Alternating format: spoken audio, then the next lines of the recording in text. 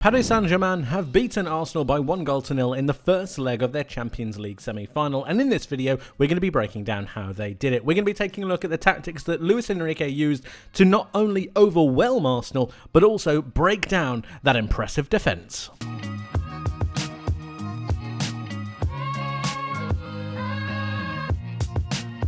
Unstoppable force meets immovable object. How does Arsenal's fantastic defence hold up against the fluid nature of Paris Saint-Germain's attack?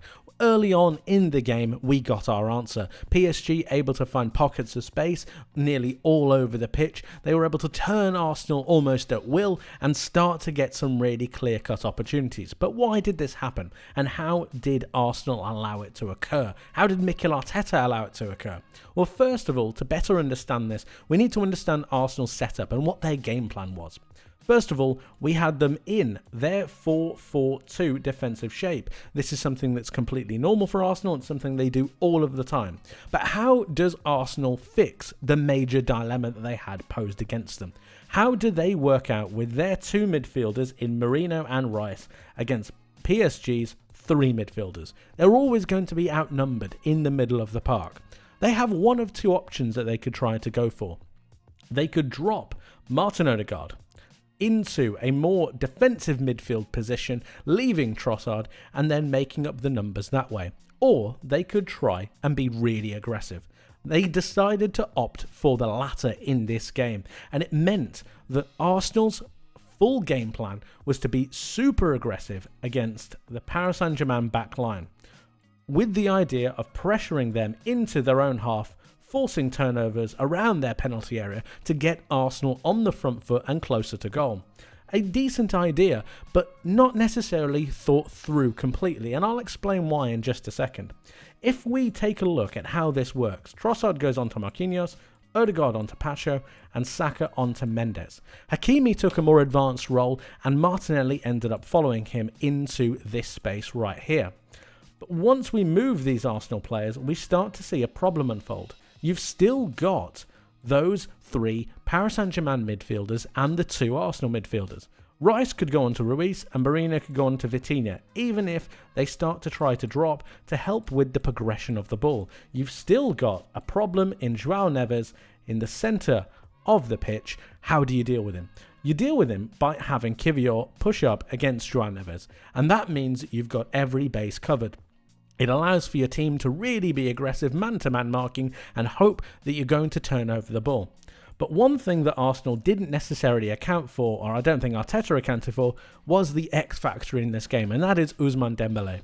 Because of the positioning that Dembélé took up, he positioned himself on Kiwior's side. Now this is a major problem for Arsenal because it means that Saliba can't go and follow him.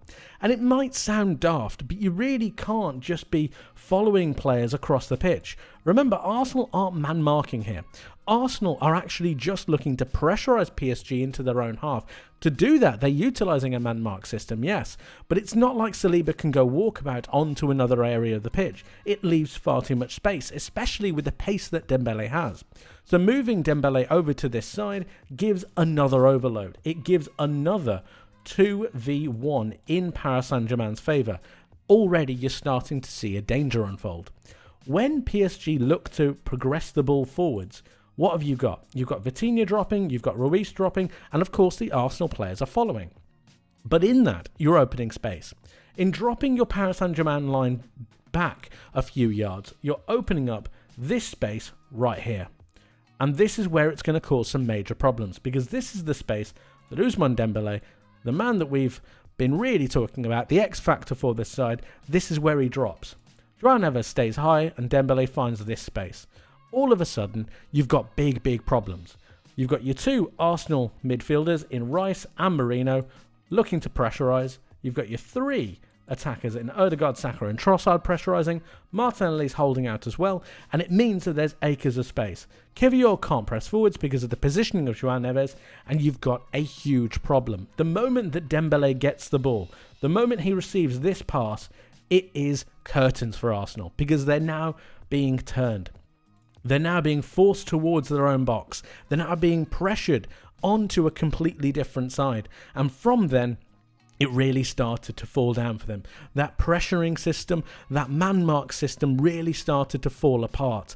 The idea of them being really aggressive starts to come away, and all of a sudden PSG start to take a massive foothold. To fix this, what Arsenal ended up doing was actually quite simple. They ended up being a little bit more passive.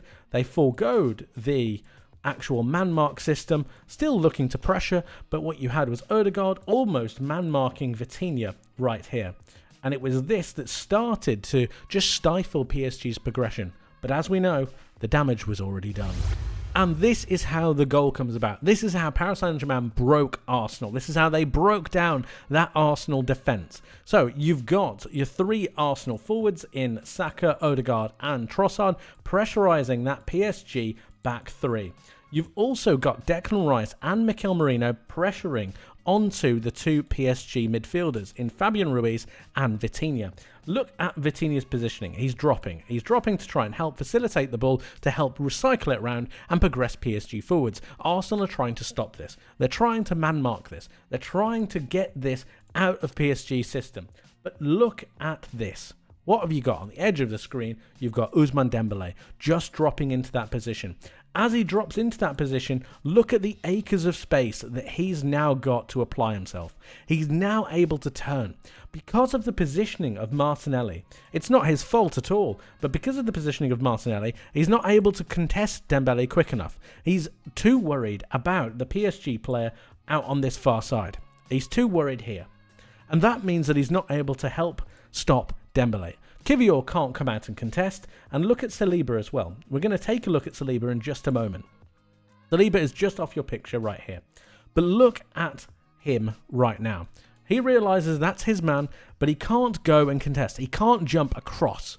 And Kivior can't jump across because he's here being held by João Neves. And all of a sudden, that's acres of space for Dembélé to walk into. And now he turns and he drives. The moment he drives forwards, Arsenal are in serious trouble. Because now you're bringing the wide players into the game. Now you're able to start to look at attacking. You've got Kvaratskhelia on this far side. You've got Doué and Hakimi out on this side. And look at what I was mentioning earlier. You've got João Neves and Kivior. Notice how aggressive Kivior is being with João Neves. That's the idea for this Arsenal press. That's the idea for this Arsenal real defensive shape. But as it gets progressed forwards, you've got Arsenal wanting to be that little bit more narrow. This is what they default to. They want to make sure they're condensing the centre of the pitch. They're forcing players out wide. But in doing so, you're giving up that acres of space for Kvaratskhelia to then walk into. And it really starts to fall down for Arsenal because of the lack of a midfield presence, because they've been pressing that a little bit too much. You've got Declan Rice trying to recover as much as possible. Mikel Merino is nowhere to be seen. That needs to be said. He's miles away from the play as this gets progressed. Declan Rice manages to recover and he forces Dembélé to play the ball out wide. Something that he wants to do because of the amount of space that Kvaratskhelia is in, but it gives Arsenal a little bit of time to start to recover. The pass actually isn't too good and actually forces Kvaratskhelia far more wide than I think he would want to be. But once he picks the ball up and starts to drive in field, what have you got? Let's just take this back for a moment because look at Declan Rice. He's really concerned about Ousmane Dembélé. And this is where I have a problem with Mikel Merino here, and I'll explain that in a little bit. But look at Declan Rice. He's being really aware of where Dembélé is. But he wants to also come and help out with Yuri Timber. And he wants to do that because Bukayo Saka just isn't here because he's been pressurising. He's been pressing. He can't get back in time. It's not his fault. So once Kvaratskhelia turns and starts to drive at Timber, Declan Rice makes the decision and says, I'm going to go and help with my right fullback. The problem you've got with that is the, again, acres of space that he's having to leave Ousmane Dembélé in, and it gives him so much time, so much space. Kvaratskhelia passes the ball over, and of course, as we know, Dembélé managed to get a shot. Mikel Merino doesn't read the actual threat in time. No Arsenal player reads the threat in time, and the amount of space that's been given to Dembélé is just criminal, to be honest, with the quality that he's got and the quick-paced nature that this Paris Saint-Germain side have to go forwards. Dembélé obviously scores and puts PSG 1 goal to the good. Of course, it was the only goal in the game, and they thoroughly deserved it. They carved through that Arsenal defence. They got away from that Arsenal press, and tactically, they were the better side. We've spoken about PSG offensively, but how did they manage to stop Arsenal progressing forward themselves, and what tactics did Luis Enrique use to try and get the better of Arsenal from a defensive point of view? To begin with, we need to understand that they seriously, Arsenal, missed Thomas Partey. The ability for him to progress the ball against Real Madrid was second to none, and it gave Declan Rice a far more free role to move into that 8 position and then drive forwards carrying the ball. It's just something that he wasn't able to do as the 6, and it meant that Arsenal was somewhat limited in that area. They desperately could have done with a player that picked up the ball, drove forwards and took a couple of PSG players out of the match. But without that ability to then progress forwards, they needed to find a different avenue. They found that in Mars Lewis Skelly. In looking to invert him into a more central role, it gave Arsenal a bit more of a platform next to Declan Rice to then be able to build off. Saliba and Kivior splitting, Timber coming across and then moving forwards, and all of a sudden Arsenal had a base for their progression to start. The way that PSG combated this was really interesting. Because of Mars Lewis Skelly inverting, it pushed Merino forwards into that 8 position. Odegaard drops deep, and all of a sudden you've got that box formation. But how did PSG stop that? What they did so well was start to really press forwards. PSG's pressing is some of the best that I've seen at Arsenal and some of the best that I've seen in Europe this season. Neves onto Luis Skelly, Ruiz onto Rice, and Vitinha onto Odegaard. But we always have that extra spare man, something that Arsenal tried to replicate that PSG did so well. Obviously, there's a free man in Merino. The way that PSG dealt with this and the way that Luis Enrique dealt with this is moving Hakimi forwards to try and combat and follow Merino. And it meant that they were operating again something of a man-mark system. But it was in this system that Arsenal didn't have that free man. They didn't have that free player. And due to the intensity, due to the running power of this PSG side, it meant that Arsenal were continuously under pressure. And oftentimes the only pass that was available was David Raya once the Arsenal players went backwards, going long to the likes of Martinelli, long to the likes of Saka, and then even if that was the case, against Saka, obviously Arsenal's main outlet in this side currently, you had Kvaratskhelia and Nuno Mendes always ready to make a tackle, always ready to try and make some kind of defensive action. In fact, combined between the two, they had 19 defensive actions in this game. Kvaratskhelia had 10 himself, the most out of any player in this match. They really did a number on Saka, but also preventing that progression through the centre of the pitch. It just wasn't available, and it meant that Arsenal didn't really have an out, again forcing Paris Saint-Germain to have the foothold that they so desperately wanted. For any Arsenal fans out there, you might be watching this and thinking that it's all doom and gloom, but nevertheless, although you've lost this game, there are some positives to draw from to then go into that second leg. Of course, Declan Rice is a mainstay in this Arsenal side, but I believe going forwards, his best assets are utilised when he's in that 8 role. Playing as a 6, of course, he can try to progress the ball, but I just don't think it's his main strong suit. Giving him the ball and allowing him to drive with it, taking players out of the game, is where he is best suited. Thomas Partey coming into that role will also help facilitate with that progression and possession-based football that we know Arsenal want.